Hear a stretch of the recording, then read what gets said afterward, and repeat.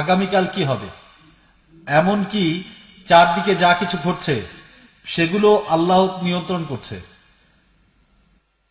যদি এমন হয় তাহলে একজন মানুষ পৃথিবীতে হয়তো অনেক ভালো কাজ করলো, আল্লাহ তো ভাগ্য লিখে ফেলেছেন, এখন সে যতই ভালো কাজ করুক নিজের ভাগ্যটা তো বদলাতে পারবে না।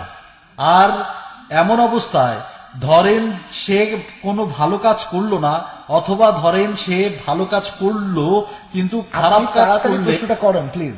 আমার প্রশ্নটা হলো, আল্লাহ তাআলা আমাদের সবার ভাগ্য লিখে রেখেছেন, তাহলে আমাদের কেন ভালো কাজ করতে হবে? এই প্রশ্নটা আসলে ইসলাম ধর্মের দুর্নাম করার জন্য তাদের এই প্রশ্নের একটা উত্তর দেয়া দরকার, ভুল ধারণা ভাঙতে হবে। আপনার প্রশ্নটা বুঝতে পেরেছি ভাই। প্রশ্ন করলেন নিয়তির উপরে, উত্তর দেওয়ার আগে বলে নেই, সব মানুষই বলে তাদের বইটা আল্লাহর বাণী। হিন্দু বলে তাদের ধর্মগ্রন্থ ঈশ্বরের বাণী, খ্রিস্টানরা বলে তাদের ধর্মগ্রন্থ ঈশ্বরের বাণী, মুসলিমরা বলে কোরআন হলো আল্লাহর বাণী। এখন যদি জানতে চান কোনটা আসলে ঈশ্বরের বাণী, তাহলে এদের পরীক্ষা করেন। বর্তমানের সময়টা হলো বিজ্ঞান আর প্রযুক্তির যুগ। যদি বিজ্ঞান দিয়ে সবগুলো ধর্মগ্রন্থকে যাচাই করে দেখেন, তাহলে আপনি জানতে পারবেন যে কোনটা আসলে ঈশ্বরের বাণী। আমি প্রমাণ করেছি আমার লেকচারে is the Quran God's word. এবারে ভাইয়ের প্রশ্নটা নিয়ে বলি যে যদি মহান ঈশ্বর, যদি আল্লাহ সুবহানাহু ওয়া তাআলা জানেন যে আপনি বেহেশতে যাবেন না দোজখে যাবেন, ভালো কাজ করবেন না খারাপ কাজ করবেন, তাহলে আমাদের কেন আল্লাহ খামাখা এই পৃথিবীতে পাঠালেন? আল্লাহ আমাদের ভাগ্য জানেন, সবকিছুই লেখা আছে, তাহলে পৃথিবীতে আসলাম কেন, কি জন্য? সুন্দর প্রশ্ন করেছেন। যদিও আমি জানি না এটা টপিকের সাথে প্রাসঙ্গিক কিনা, তবে খুব সুন্দর প্রশ্ন। মানুষের নিয়তের ব্যাপারটা ভুল ব্যাখ্যা করে। কোরআন বলছে যখন কোনো শিশু জন্মায় নিয়তি ভাগ্য তার গলায় ঝুলতে থাকে। আল্লাহ সুবহানাহু ওয়া তাআলা আগে থেকে জানেন সেই লোক ভবিষ্যতে কি করবে, সে ভালো কাজ করবে নাকি খারাপ কাজ করবে। আমি একটা উদাহরণ দেই। ধরেন একটা ক্লাসরুমে বেশ কয়েকজন স্টুডেন্ট কোনো একটা পরীক্ষা দেবে। পরীক্ষা শুরু হওয়ার আগে যে টিচার তাদের এক বছর পড়িয়েছেন তিনি খুব ভালোভাবে জানেন যে এই স্টুডেন্ট এ খুব বুদ্ধিমান, এ পরীক্ষা ফার্স্ট হবে, ওই স্টুডেন্ট ও পরীক্ষায় সেকেন্ড হবে, আর ওই দুষ্টু স্টুডেন্টরা পরীক্ষায় ফেল করবে। কেন? তার অভিজ্ঞতা আছে। যখন পরীক্ষার রেজাল্ট দিল, প্রথম ছেলেটা আসলেই ফার্স্ট হলো, পরের জন পরীক্ষায় সেকেন্ড হলো, শেষের জন ফেল করলো। যেহেতু টিচার আগেই কথাটা বলেছিলেন যে ওই স্টুডেন্টে ফেল করবে, সে কি বলতে পারবে টিচার বলেছিল বলেই আমি ফেল করেছি?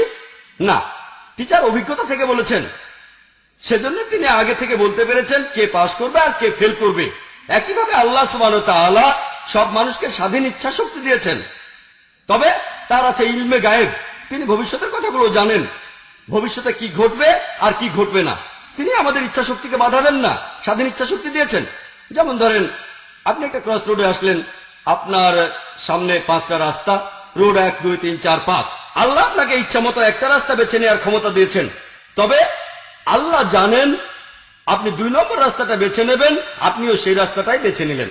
এখন ব্যাপারটা এরকম না যে ভাগ্যে লেখা ছিল 2 নম্বর রাস্তায় যাবেন, সেজন্যই সেটা বেছে নিলেন। এর কারণ হলো আল্লাহর আছে ইলমে গায়েব। তিনি ভবিষ্যতের কথাগুলো আগে থেকেই জানেন। তিনি জানেন আপনি কোন পথটা বেছে নেবেন। যেহেতু তিনি জানেন তাই লিখে রেখেছেন। ব্যাপারটা এমন না যে আল্লাহ আগে থেকে লিখে রেখেছেন বলে আপনি এমনটা করেছেন। ব্যাপারটা আসলে উল্টোটা।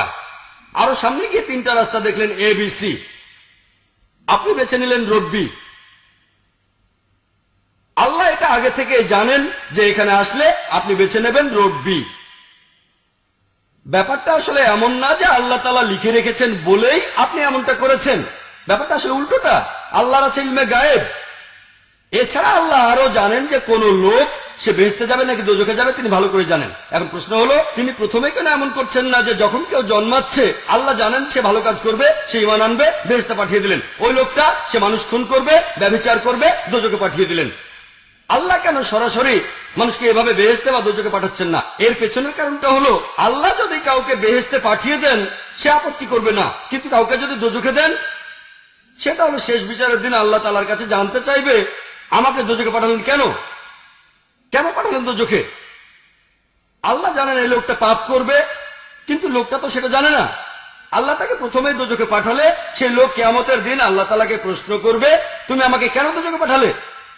সে প্রশ্ন করবে। কোরআন বলছে শেষ বিচারের দিন কেউ আল্লাহ তাআলাকে কোনো প্রশ্ন করতে পারবে না। ব্যাপারগুলো পরিষ্কার থাকবে।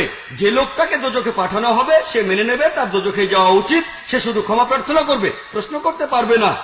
এজন্য আল্লাহ তাআলা প্রথমেই কাউকে বেহেশতে বা দোজখে পাঠান না, যাতে আপনি প্রমাণ পান যে আপনি কেমন কাজ করেছেন। আল্লাহ তাআলা বলেছেন পবিত্র কোরআনের সূরা মুলকের 2 নম্বর আয়াতে উল্লেখ করা হয়েছে, তিনি সৃষ্টি করেছেন মৃত্যু ও জীবন তোমাদেরকে পরীক্ষা করার জন্য। আমরা পৃথিবীতে যে জীবন কাটাচ্ছি সেটা পরকালের জন্য একটা পরীক্ষা। আল্লাহ জানেন একটা মানুষ ভালো হবে না খারাপ হবে, তবে আমরা জানি না। তাহলে পরীক্ষাটা দিলে আমরাও সেটা রেজাল্ট নিয়ে খুশি থাকবো। টিচার বলবেন না পরীক্ষা না নিয়েই তোমাকে ফেল করাবো। স্টুডেন্ট তাহলে আপত্তি জানাবে, আমি হয়তো পাশ করতাম, কেন আপনি আমাকে ফেল করালেন।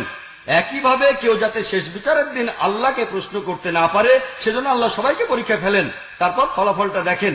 তিনি ফলাফলটা জানেন, তবে আমরা জানি না, আর এজন্য তিনি আমাদের এই পৃথিবীতে জীবন কাটানোর সুযোগ করে দেন।